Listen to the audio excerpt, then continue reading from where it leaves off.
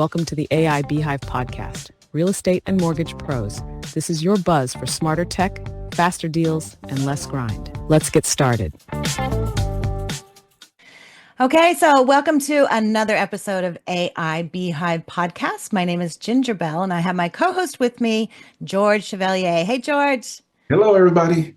And I am excited today. We have a very special guest with us, Mr. Scott Payne, who is the Chief Growth Officer for Shape. So welcome, Scott. We're so happy to have you here. I cannot be more excited about I've been talking about this for like 2 weeks now. I can't, to talk about AI. It's just something I'm super passionate about. I think my kids are most excited about it because this is like 30 minutes. I'm not going to be talking to them about it. So they're pretty excited about that too. Well, let's go ahead and lead in with that because I know you had shared that you took PTO to teach eighth graders, I think is what it was, how to craft prompts and really, start implementing it. So what surprised you most about how fast they picked it up? Well, so I would say, what I've learned over time is that a lot of people in 6th, 7th, 8th grade, what they know ChatGPT AI for is how to cheat on their homework. That's really it's take a picture of my math homework and it gives me the answer. And that's kind of what they do with it. And so, as you mentioned, I'm really involved in my kids' schools, have been for years. I've become really good friends with the teachers. And so I'm on this like preferred list for substitute teaching, whenever they want to call on someone that they know and trust. And so they call me and I'll jump in for them when they need help. And so I'm always trying to find some type of incentive for the kids to behave. And one year when I did it, it was a magic trick where I had this magic coloring book. Well, this year I decided, hey, if you guys all behave, do your work, we're going to go through AI. And let's talk about how to actually use AI instead of just taking a picture of it for your homework. And so what I did was I walked them through how to prompt, really like what is a baseline way to prompt. And what I asked them to do is like, what do you guys want to do this summer? And I knew some of them wanted to start a business, some type of business. And so we walked through an actual example of how to prompt AI to be able to drive an actual business plan for them and to give them the marketing components of it. And what surprised me, I guess, is the number of 8th graders that at the end of the year came up to me excited about what they have done from that point in time to the end of 8th grade with what they had been able to build in AI just by starting to use it. Wow. Use it for real life stuff, right? Whether it be the business stuff they were doing, whether it be, one said that they used it for ideas for a book report they were doing. They had some ideas, but they wanted to get some other ideas, used it for brainstorming.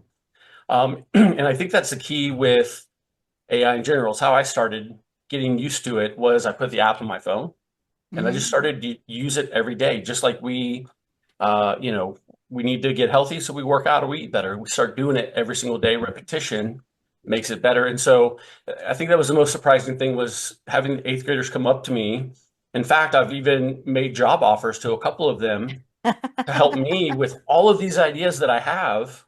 I just don't have time to do where they can help me this summer and get further along into it. So it's come full circle for a lot of kids. I think some of them are still doing it for their math homework. That's fine.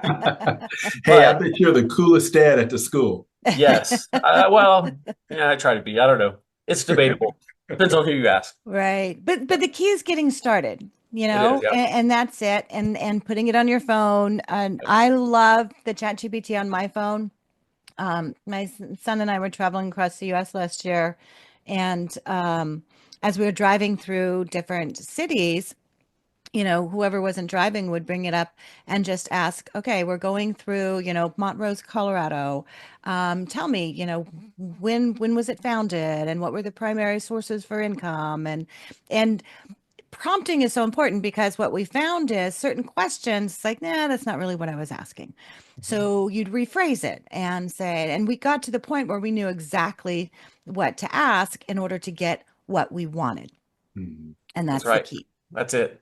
And, I call it the perfect prompt. There's a guy named Jonathan Mast I Yep. recommend people check out. Yep. He taught me about the perfect prompt. And so that's something that I leverage with the eighth graders is I say, let's walk through the 4 steps of a perfect prompt. And then I have them build the perfect prompt where essentially we say, act like a prompt engineer Mm-hmm. who's going to help us build the perfect prompt. And then we'll give them some background. And then we give it a task and we ask if they have any questions. And then we take that and I teach them how to build a custom GPT with that. Yep. Essentially say that, we plug that in, and now they've learned how to prompt it. They've now created a custom GPT that is the perfect prompt creator GPT, where now they can just go simply type a sentence into this custom GPT and they get a perfect prompt every time.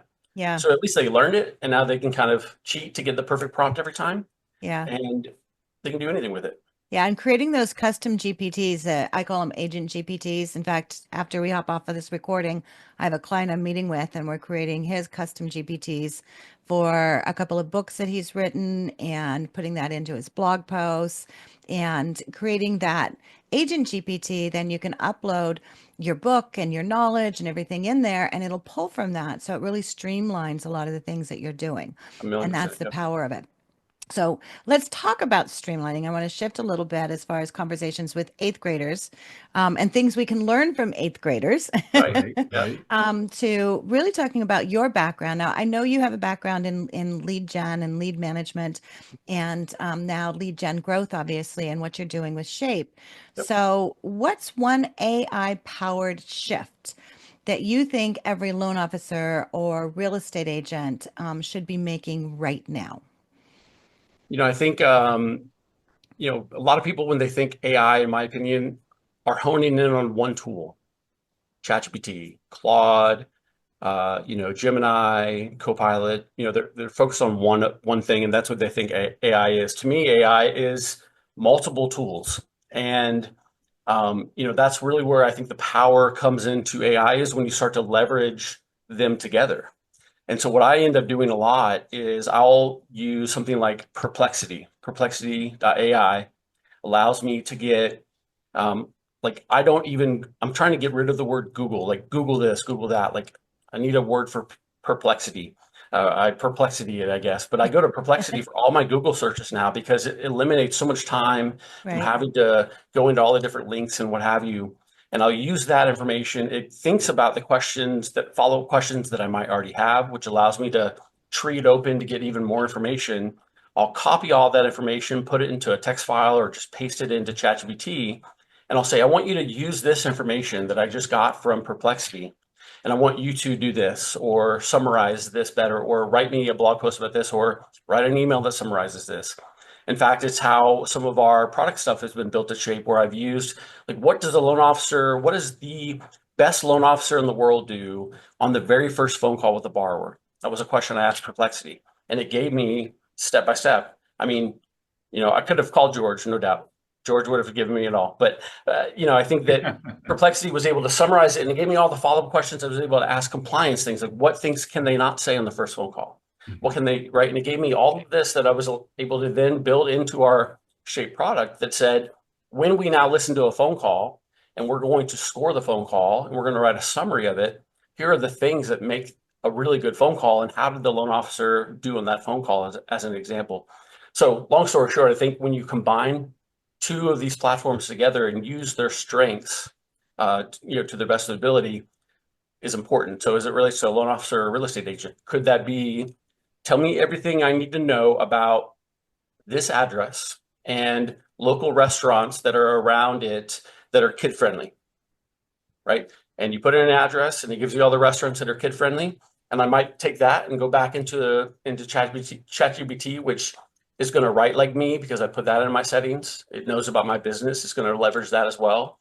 And now it's going to write a newsletter about this property that I'm trying to help my real estate agent list. That's going to talk about all the kid-friendly restaurants that are nearby, or parks that are nearby, or what have you. And I can now combine the two. I know ChatGPT has web search, and they do some of that now, but I've just found Perplexity is the most up to date.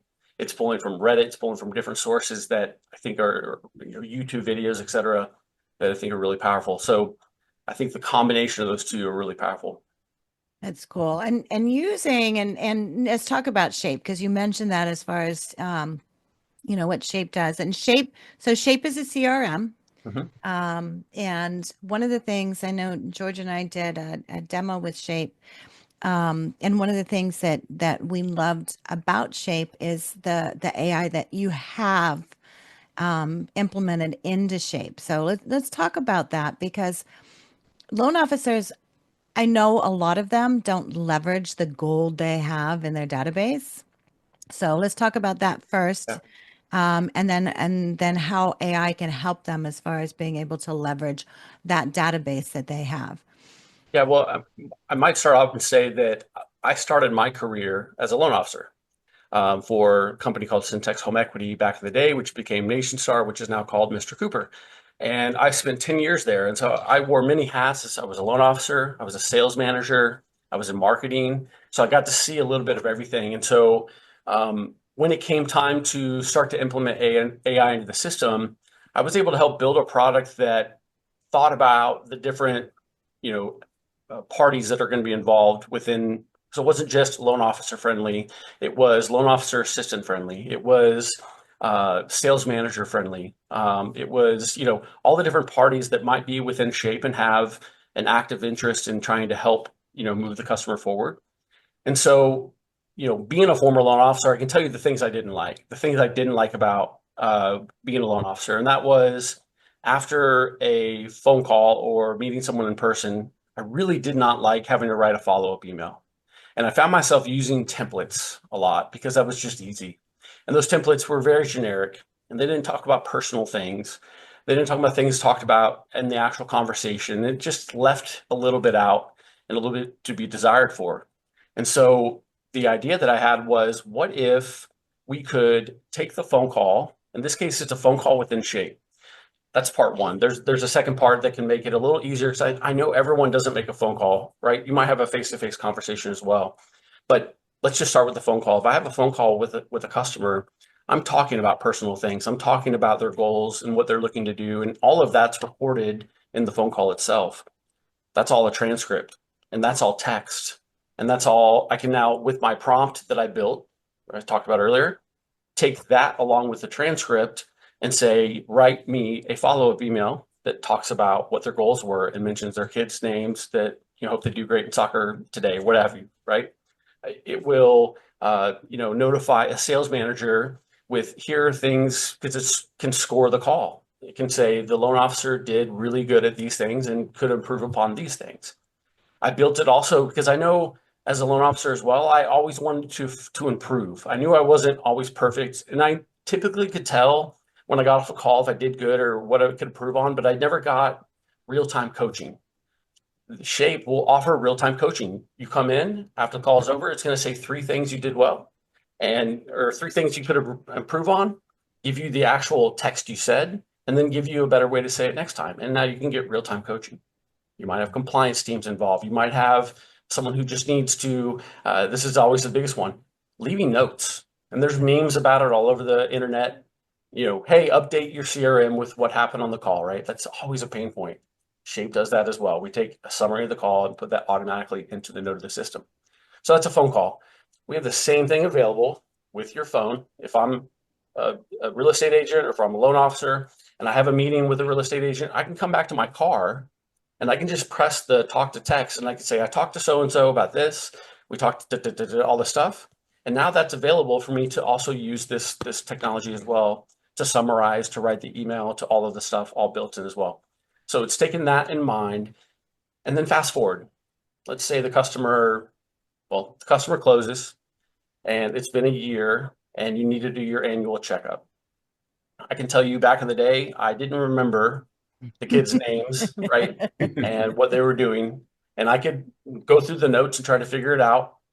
But what if there was a tool where you could essentially have all that summarized for you, kind of right up front? And that's kind of what we're aiming to do, is provide that information up front to give you the full circle as to what happened on the first call, but also what happened at closing, or what happened through the process, or did you have a big win for the customer that maybe you should highlight, or did you uncover something throughout the process that maybe was a pain point that you need to be reminded of before you get back on the phone with the customer a year later? Those are some of those landmines that might come up along the way that we can notify you when you're calling all of that gold you have in your database. So that's Shape AI Insights. From a user standpoint, I can tell you, user adoption in the system. Someone jumps in and they don't know how to use the system, or how do I do this, can be challenging. We understand that, and so I've spent the last 2 months really building out our new and improved AI support bot, where essentially it knows anything and everything about Shape, and you can ask it questions. And it may not know the answer right away, but it's going to ask you a follow-up question to try to get to the answer. But it has a really extensive knowledge about Shape. And so now users on the fly can say, how do I do this? How do I send this email? How do I add this campaign? And on the fly, get the real-time help they need versus calling support, emailing support, waiting for an answer, all of those things. And so now we're using AI also on our support side to make the user experience much better as well. And I can truly testify to all that as a Shape user. I believe that all those things set you apart from other CRMs. I mean, just in the last couple of years, you guys have just made serious advancements in the CRM industry. And I'm a huge advocate. Appreciate that. Yeah, we are constantly innovating. It's even tough for me to get some things that, hey, can we add this to the website? And they're like, do you understand what we're working on right now? Like, we are working on next levels, like, that doesn't fit right now. And I'm like, it's just so, but that's a testament to, how busy we are on new updates and constantly innovating. And we're working on a number of things. Like, candidly, we struggle to, and this is a pain point that we're working on, is to just notify our users of all the updates that we're doing, because there's so many. It's a good problem to have, but we're working on addressing that. That's also in the support bot as well. All of those updates are feeding that as well, so that it's being updated for our customers as well. So the advancements are huge. So I love, and thank you for that. In regards to, let's talk about CRM and workflows, and being able to utilize what they're doing, and one of the challenges that the industry faces with CRMs is integrations. And so I know Shape is integrations with platforms like HomeBot and FinLocker.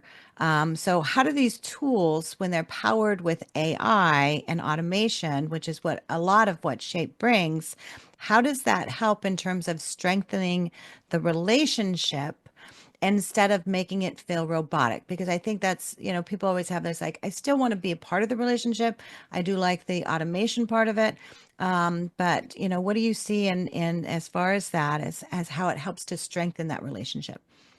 Yeah, I think, well, if I'm going to a real estate agent and trying to, show them value, it's typically, a streamlined experience. No one wants to, go to a loan officer and have to get back to them, and stuff falls through the cracks. And so I think that's where a lot of our loan officers will find value, is that being that everything's integrated in one spot, they have one place to go. Would also say that, we are built in a way that allows, it's a multi-user built system, if that makes sense. And what I'll explain just a little bit further, where loan officer can be associated with a record, but so can a loan officer assistant, and so can it be a processor, and so can be a real estate agent, for that matter, could be associated with that record, and they could log into their little portal and see all of the leads that they've sent as well. We have multiple users that are assigned to it. Where that's powerful is that me, the loan officer, I may not have all the time to go check on every file, but I need my loan officer assistant to do certain things and to have a workflow and a checklist of things that they do. But other systems are going to make that challenging, because I got to give them my login, and I can't log in the same time as them. With Shape, we give them the ability to actually see their pipeline as a loan officer assistant, who could, by the way, could support multiple loan officers, for that matter, because they're assigned to multiple records.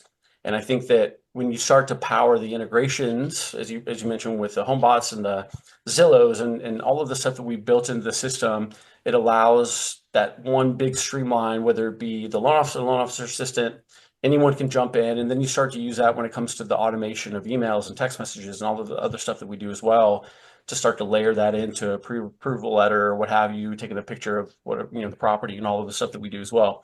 So, I think what I've also found over time, I've worked with multiple CRMs as well, is that anytime you do an integration, you're looking at a week, 2 weeks, 3 weeks, whatever, you're going through professional services, doing a number of things. We actually have an AI integration page, You hit connect on some of these integrations, you put in your credentials to the other systems, and you're connected.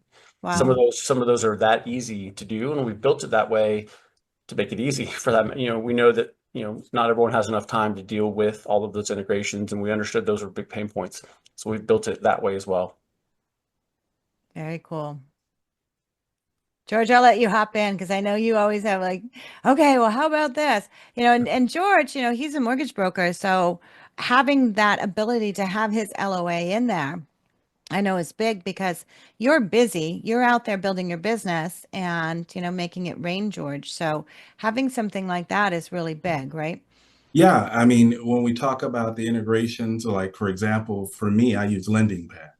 And I love how, in using the web page, how it seamlessly integrates right into LendingPad. But what I like most about it is the ability to market the campaigns, the ease of it all. I mean, I set up a campaign for a new lead, and it just seamlessly runs throughout the entire system and automatically converts over to application, and then it knows exactly what to send out to the borrower and what the things they should do and the things they should not do. Let's talk about that, Scott. What other types of marketing assistance does Shape provide? Yeah, I mean, you nailed it. When it comes to, I think a big, powerful tool that a lot of people, when you're not integrated with your LOS, your system like LendingPad, when you don't have that really tightly connected, you really lose out on the power of trusting that the right thing is going to be sent at the right time, right? The worst thing that can happen, in my opinion, is that me as a borrower, I've gone in, I've taken in my application, I've submitted my information, and all of a sudden I get an email that says, "Hey, I've been trying to reach out to you and would love to connect with you." And I'm like, wait a second, did I put my information in the right way? It creates this right off the bat, this sense of distrust. And right off the bat, the first impression is not very good. And so we have the integration with the LOS. The way that our systems are set up is that we will, continue to drip to them. But as soon as that status changes from the LOS to something else, or the application's taken, it gets knocked out of that queue of the drip marketing that's going out.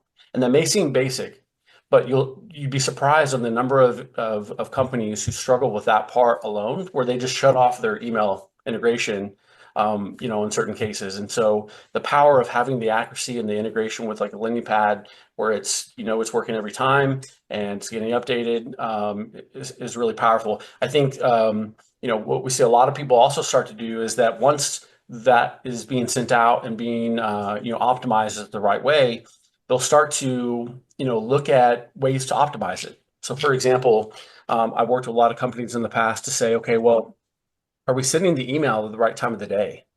Are we calling them at the right time of the day? What data do we have on the customer that might tell us there'd be a better time of the day to call? For example, they submitted their information at noon. Why are we calling them at 5 p.m. every day? Why are we sending emails at 7 p.m.? Let's try to send it to them around noon, or I would say around 11 or 11:30. Someone doesn't just go online and hit submit. They're doing some research beforehand.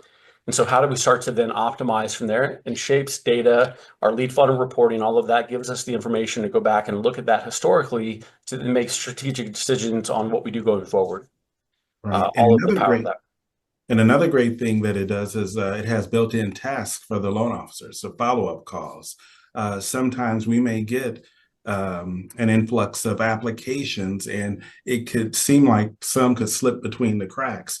However, with Shape, it'll remind you, review that application, make that phone call. I love it.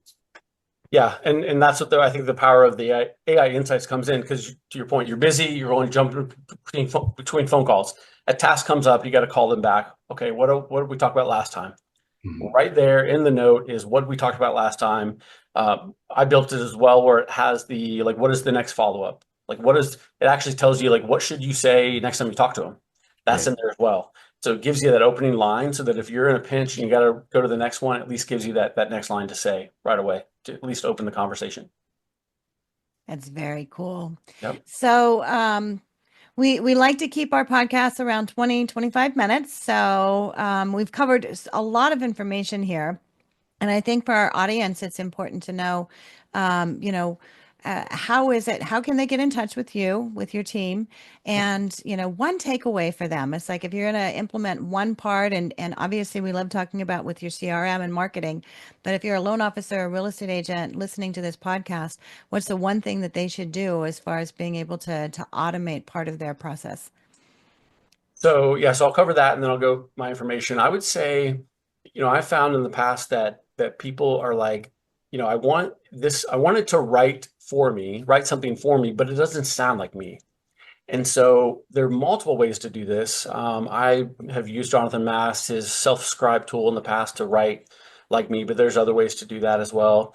The one little trick that I found to be the most successful is I took blog posts that I've written in the past, emails that I've written, long emails that I've written, anything of content, that I actually wrote myself.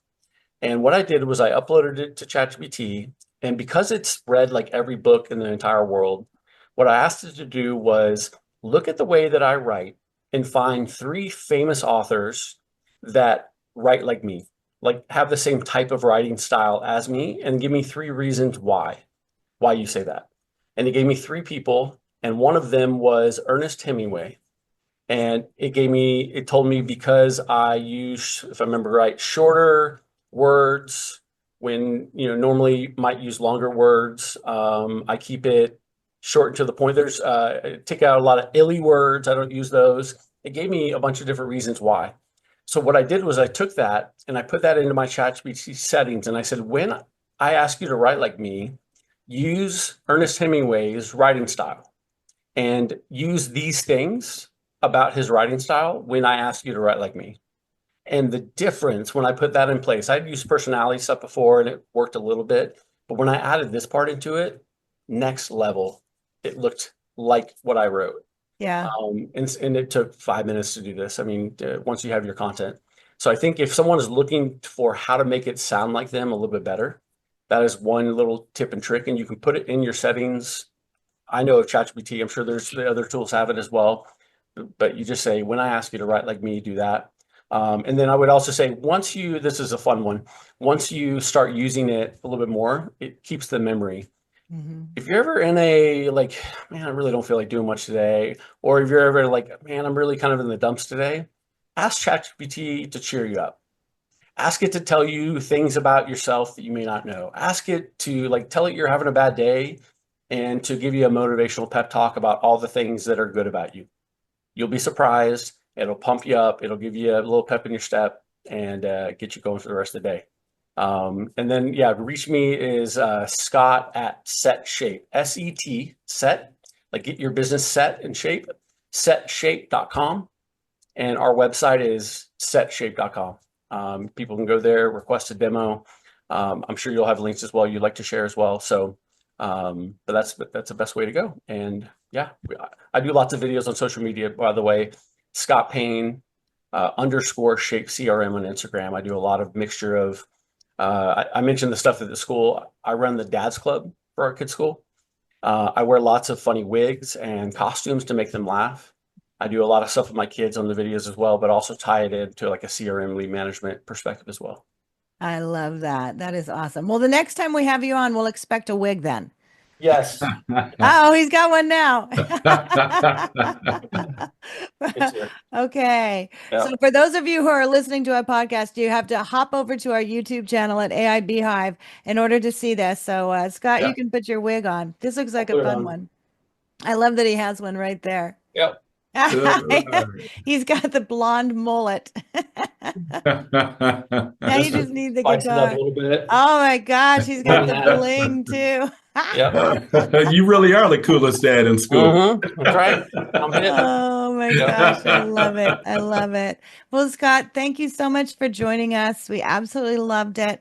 And the information. Hey, if you want to connect with Scott and you want to find out more about Shape, you can head over to AI Beehive. That's aibeehive.com. Has a directory of all kinds of tools that you can use to help you to implement AI into your business. Thanks for tuning in, George. Thanks so much, Scott. Thank you. And we'll see you on the next episode. Thanks, guys.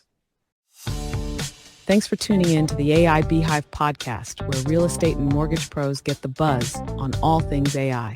Don't forget to subscribe, share the buzz, and visit www.aibeehive.com to keep building your smarter business. Until next time.